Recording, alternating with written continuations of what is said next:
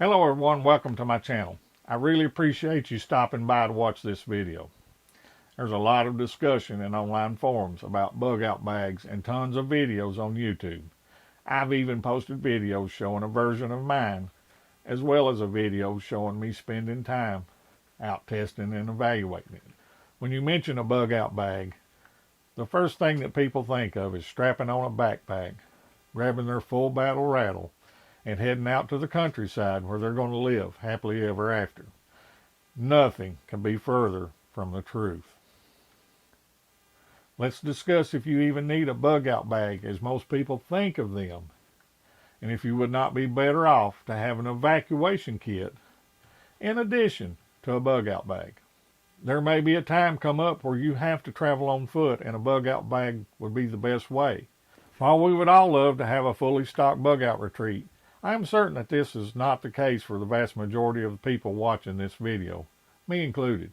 The main point that I hope everyone understands is that once you commit to picking up that pack, locking the door behind you, and leaving your property, you have instantly become a refugee, just like the ones you see on all the news stories where people are frantically leaving and fleeing their war-torn cities or other damaged areas. Bugging out should only be an absolute last resort, and only if you and your family are in immediate danger of serious bodily harm or death if you don't leave and move to a safer location. Be sure to stick around and I will give you a suggestion for a simple item to include that can save you a lot of grief and heartache should you have to evacuate your home in a hurry. You are sound asleep when you are suddenly woken by someone pounding on your door at 2 in the morning. You go to the door where you're greeted by a firefighter in full protective gear, informing you that a train is derailed. It is leaking toxic chemicals. A mandatory evacuation has been ordered, and you have 15 minutes to leave the area. What are you going to take with you? Where will you stay once you get there? How are you going to feed yourself and your family? Will you be able to return to your home in 3 days? A week, a month? What if you can never return? Are you going to grab your bug out bag and start walking? The answer to most of these questions can be answered by having a well thought out evacuation plan. Let's talk about an evacuation plan, what it should contain, and why you need to practice your plan and determine that it will work. It will be the wrong time to practice or find out that it does not work after you get that knock on the door.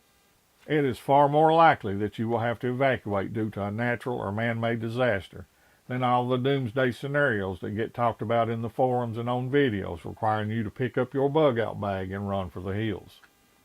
Everyone's situation and circumstances are different, so what might work for me will not work for you. There may not be any train tracks anywhere near where you live. Maybe you live in an apartment in the city or a home in the suburbs. You might be elderly, disabled, or live alone. Maybe your spouse or child is disabled.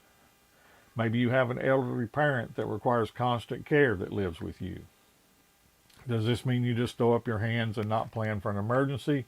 Or do you plan to address those concerns now? Your plan needs to be tailored to your situation. The first step, write down what the situations are that may happen where you live. The good thing is most scenarios can be dealt with by the same well-made plan. Evacuating due to a train derailment is no different than evacuating due to a forest fire. You still must leave where you are and go to some place that is safer. The main difference will be that some situations can happen with little to no warning, or you may have several days or up to a week, like in the case of a hurricane. For the sake of discussion, let's stick with the scenario of a train derailment that is leaking toxic chemicals. You will hear the term PACE used by emergency and military planners, and what this stands for is primary, alternate, contingency, and emergency. In other words, Plan A, Plan B, Plan C, Plan D. If your primary plan is not going to work, then what is your alternate plan? If your alternate plan is not going to work, what is your contingency plan And if that's not going to work, then what is your emergency plan? Using our scenario, I would recommend that you have 4 different locations that you plan to evacuate to. 1 north of your location, 1 south of your location, 1 east, and 1 west. Your north location is your primary. South is your alternate, east is your contingency, and west is your emergency. As an example, you're going to go north and stay with a family member. Your south location might be a friend's house. Your east location might be a motel, and your west location a campground. The location of the train derailment prevents you from traveling north, so then you would plan on going to your alternate, which is the friend's house. They're going on vacation, so then you would defer to the motel, and then if that's not an option, then the campground. If your plan involves staying with a relative or friend, you need to have those discussions now and have those arrangements in place. You will want to offer the same to them if the roles are reversed and they need a place to evacuate to. So now that we have where we are going to go, now we need to plan for how we are going to get there. I would think that most people watching this video have a car, and that would be how we are going to travel.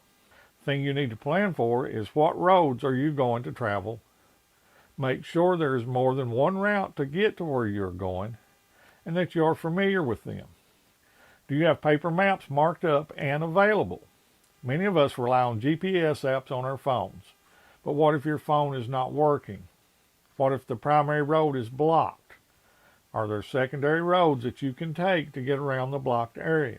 Do you have fuel available at your home to fill up your vehicle prior to leaving? Will 1 tank of fuel get you to your location? If not, do you have fuel cans that you can transport with you to top off if needed? Are you taking 1 vehicle or 2? Do you plan on pulling a camper or a trailer? What if one of your emergency routes involves going off-road? Can you still pull that camper or trailer that you was planning on taking? If you do not own a vehicle, can you ride with a neighbor? Is public transportation an option? Do you have enough room to transport everything you plan on taking? Again, everyone's situation is different, and you need to plan according to your situation. Do you have emergency cash on hand? Many people say that cash is king. But you also need to realize that most motels will only rent you a room with a credit card. Do you have a credit card that you have set aside just for emergencies? Now that we've talked about where we are going and how we're going to get there, let's talk about what we're going to take with us. What you take is going to be dictated by how much space you have, so you need to plan accordingly and limit it to what is necessary. You think you can run around the house and pack everything that you would need in 15 minutes and leave. I want you to set a timer for 30 minutes and then pack everything up, place it in your car, and be in the driver's seat ready to pull out. I believe you'll quickly realize that it can't be done, or you end up forgetting some very important items that you failed to remember. Before we discuss what you need to take with you, I'm going to give you that suggestion that I promised, to save you some grief, heartache, and frustration. You need to make digital copies of all of your important documents, such as deeds, insurance policies, birth certificates, Social Security cards, financial records, and any other documentation that would be needed to file a claim, access your money, and get new IDs made. Place all this information onto an encrypted thumb drive and place it in your pack or suitcase that you keep ready in case you need to evacuate. You may need this information in case your home is destroyed. You may even want to have duplicate drives stored in more than one location. Now let's talk about what you need to take with you. Much like your bug-in plan, you will need to cover food and water, medical, hygiene, communications, and security. Many of these items should be available in your bug-out bag, but I would recommend that you have a plastic bin or large duffel bag that is stocked with additional, non-perishable food that can be easily prepared with minimum effort or that can be eaten straight from the package. Make sure that this food is something that you and your family will eat, because you will already be stressed enough, and it will be the wrong time to be introducing new foods to you and your family. That way you can also rotate through this food to keep it as fresh as possible. I would also recommend that you keep enough bottled water readily available with your food that can be quickly loaded into your vehicle. You should already have a well-stocked first aid kit in your home that you can grab quickly, but have you considered prescription medications that you have to take on a daily basis? You may want to keep a small bag that you can quickly place all of your family's medications into to take with you. You should keep an additional backpack with general hygiene items, along with some changes of clothing that can be grabbed quickly and does not require you to be running around the house and grabbing stuff to take with you. If you are taking more than one vehicle, do you have a way to communicate between vehicles that does not rely on your cell phone? Cell phones may not be working, so you will want to make sure you have a backup way to send and receive information. This can be accomplished by the use of two-way radios that you have tested and made sure that they meet your expectations. Do you have a security plan in place to use during your evacuation? Have you thought about how you ensure you and your family's safety if you have to make an unplanned stop to make a vehicle repair or add fuel beside the road? If firearms are part of your plan, then does every member of the family that is capable of using a firearm have the proper skills, knowledge, and training to use that firearm safely and effectively? I would recommend that you create an evacuation checklist that you keep with your kit that you can quickly scan and mark off everything that you plan on needing and taking. You may want to place this on a clipboard along with a pen or pencil and hang it on the wall where these items are stored. It may help prevent you from forgetting an essential item. Once you have everything together, make sure that everything will fit in your vehicle along with your bug-out bags in case you have to go out on foot, with space for everyone to ride. If you're taking more than one vehicle, you will want to plan for what happens should one of those vehicles break down and has to be abandoned. What can you leave behind?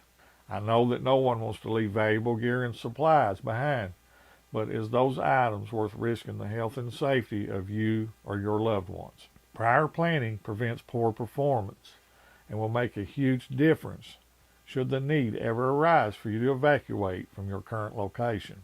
I really appreciate you watching this video. Leave a comment below on your thoughts on this evacuation plan. We can all learn from each other.